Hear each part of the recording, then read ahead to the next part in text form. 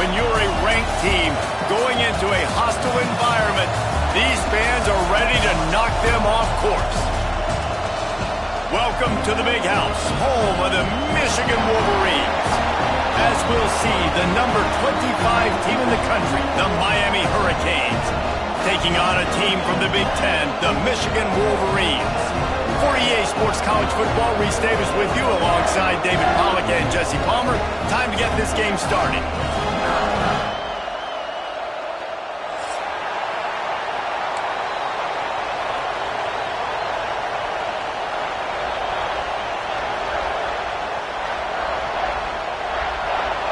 And the Wolverines will kick it away to start.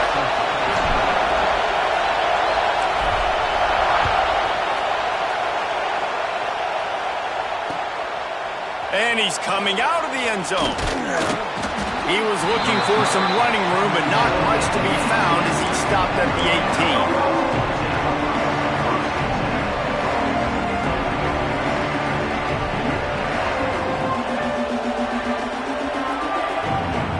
This is what we expected. This crowd ready to make its presence known. They're going to throw it to start the drive. Working that left side now. Well, I'm sure there are a lot of emotions, a homecoming of sorts as he comes back to the place where he played as the head coach of the opposition. You know it holds a special place in his heart. And he's right now taking the field thinking about all the great memories he shared with his teammates, with his family, with the fans during his time. But he's got a job, David. He's coaching on the other sideline this one, and he wants to get the win for his team. Oh, you dang right. And you got to pull back those feelings. It's great to be home. It's awesome to be where it started, but you're also paid to do a job, and you're paid by the other side. And right now, you want to go win, and you want to beat this squad because you're competitive, so it's got to be kind of bittersweet. Big noise in the big house for this huge third down play. Find some fresh air. Really nice job to get it past the sticks, pick up the first down at the 30. This crowd trying to make life miserable for this offense. Looking for space, it's Savage. Couldn't find a lane, a pickup of 1 to the 31. And what's the closest guy to the football, man? It's those defensive tackles, and those guards and centers have to work together. They got to get those guys and get some movement. They don't on this play, and the big fella eats. Nowhere to go. When you run into him, you usually meet the ground. Looking to buy time. And he's left with no option. He just threw it away. But how loud is it in this building? This is crazy. These fans are going absolutely nuts. And I used to love when the fans got involved, and I'm on defense because it messes with the snap count. It messes with the communication, and it can really rattle an offense. Decibels rising as the crowd gets behind this defense on third down. From the gun, wants to pass. Fires to the wideout. Beautifully thrown ball, terrific catch, and they'll have the first down. When you're a playmaker like this guy is, your coaches are going to dial up plays intended for you, especially on third down. That's what you saw in that last play.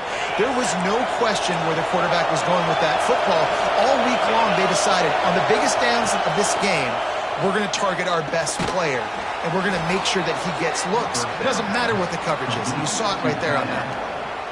And that's a great job executing the drag route. You just bring the big fella across the formation, wait for him to come open. Quarterback does a good job seeing him, finds him in the hole, hits him. Perfect job. Looking to throw again. Grab near the sticks. It's Savage. And the defense able to drag him down, but not before. They'll recycle that down marker. You know, it's funny. I know running backs oftentimes are afterthoughts when it comes to the passing game, but when you think about it, this guy's been making people miss his entire life taking handoffs. So why wouldn't you try to get him involved in the passing game as well? You just saw in that last play how dangerous he is after the catch. They've got the screen set up. They'll make the stop, but not before they use the screen beautifully and pick up the first down. And there you go. You see, you don't have to throw bombs to get big plays in the passing game. Just screen it to your running back. As soon as he catches it, he gets upfield. And how about the downfield blocking by these linemen and the wide receivers as they rip off that explosive play. And he's going to score. Touchdown, Canes! You love as a head coach to watch your offense take the field and establish a rhythm and consistency the way they did there. Everything they dialed up was working to perfection. They go 10 plays on the opening drive and cap it off with a touchdown. And the extra point was good to finish things off. The kickoff unit is out there, and boy, did that last drive quiet this crowd. And no chance at a return here. They'll start this drive at their own 25.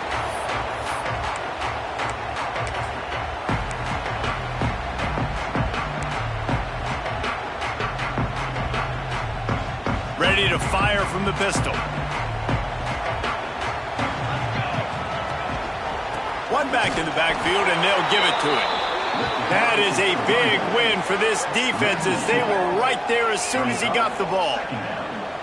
And that's why he is an All-American caliber player. He is just so physical and dominant against the run. He's able to shed blockers, use his athleticism, use his speed, get to the ball carrier and bring him down. Simply one of the best box defenders you're going to find in the entire country. After getting knocked back to open this drive, it's 2nd and 12. Pocket breaking down. Nowhere close on that one as he got drilled trying to deliver the football, and now they face 3rd down. This offensive line's got to do a better job. I mean, he doesn't even have time to go through his progressions. You got to give your QB some time. You got to make him feel comfortable. They didn't. They got in there quick, fast, and in a hurry. They'll make the stop about 3 yards short of the 1st down. The Wolverines send out the punt unit. This will be their first punt of the afternoon. Sends his first one of the day on its way, and that matches the number of appearances he had in that win last week. This guy is a daring punt return man. He's not going to settle for the fair catch. A solid return gets a little bit of ground for the offense. Here comes the Hurricane offense looking to gather a little more strength. Already a solid start to this one. Now back to work with this 7-0 lead. Quick strike complete. Gets it all the way down to the 39-yard line. It'll be a 1st down. As a head coach, you love it when your quarterback is locked in early. Opening drive, throws a touchdown pass. Really nice throw on that last play. Here in the 2nd drive, he's firing on all cylinders. You can tell this guy did his homework coming into this game, and right now it's paying off. They go to the ground. And he was fortunate not to lose yardage on that play, able to wedge it back to the line of scrimmage.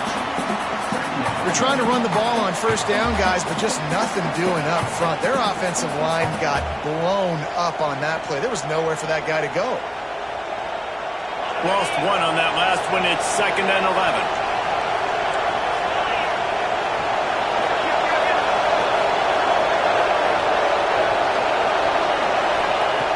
Looking to fire. Unleashes it. And the pass is incomplete thanks to a big hit. We know about this running back's versatility. He's made some plays in this game so far, catching the ball. That time, though, he had no shot. Defender bearing down on him. They're able to get the hit and make sure it falls incomplete. It's caught. Just what this offense was looking for. Sets him up at the 26 with the 1st down. That's not at all where he intended to go with the ball on 3rd and long, but it worked out beautifully. And the frustrating thing, Reese, is from a defensive perspective, I want you to throw it to the running back. I don't want to take away the main targets, the ballers on the outside. You do what I want you to do, and you still make the big play, get the huge 1st down on 3rd and long. They bring him down, but not before he's able to pick up the 1st down.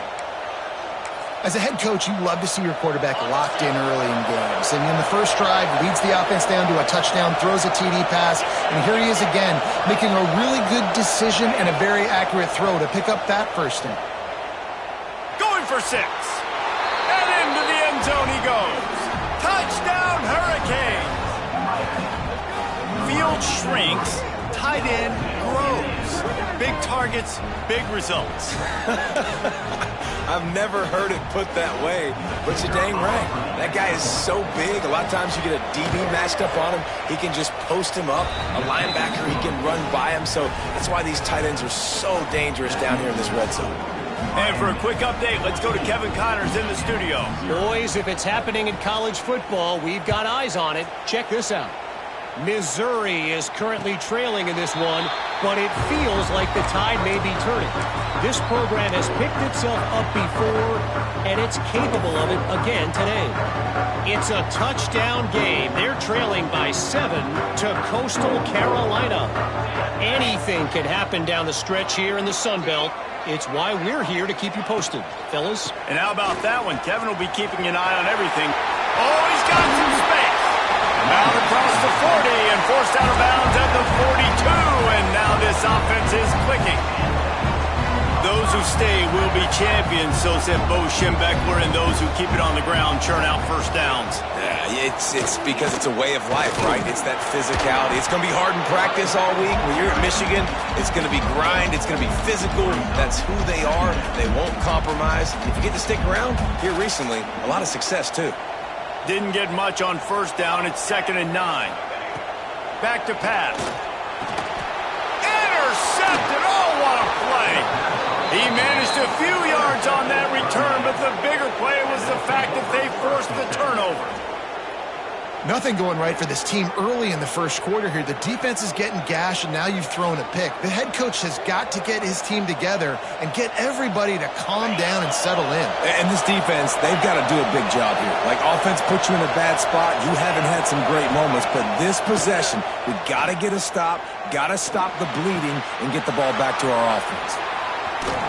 They just gashed the defense on that one, and they've got it down to the 23.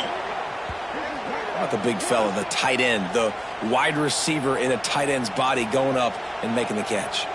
He went up top to pick up the last first down. Let's see what they have here. The give to the back. And this one will be stopped for no gain. Well, they're just trying to run the ball, but that time there was absolutely nowhere for the running back to go, and as a result, that's a tackle for loss. They got nothing on the last play. It's 2nd and 10.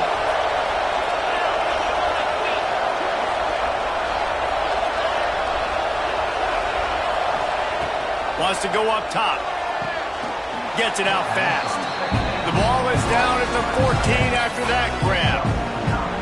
Well, a nice completion there, finding the tight end. And what's so beautiful about that is while they didn't get the first, they were able to pick up enough yards now to make the 3rd down manageable, really putting this offense in a good position.